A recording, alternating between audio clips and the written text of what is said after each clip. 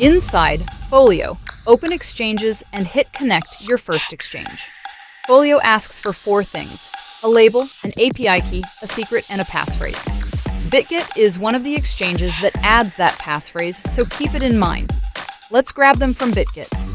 In Bitget, hover your profile icon in the top right and open API keys. Click Create API Key and choose System Generated. Bitget builds the key pair for you. Give it a note. Then create your passphrase, 8 to 32 letters and numbers. Save it right now in a password manager. This is the same passphrase you'll paste into Folio. Now, the important part, set permissions to read-only. Under permission type, open futures and tick-only orders and holdings.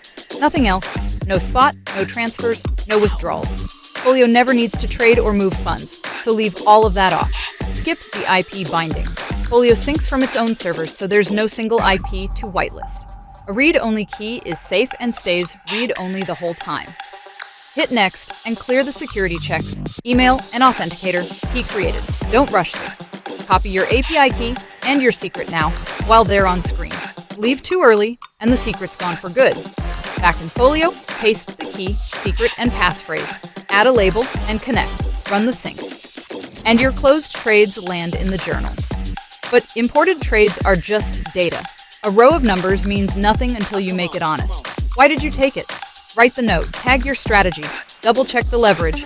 A sync can only approximate it. And ask the real question: did you actually follow your plan? That's where a journal stops being a spreadsheet and starts making you better.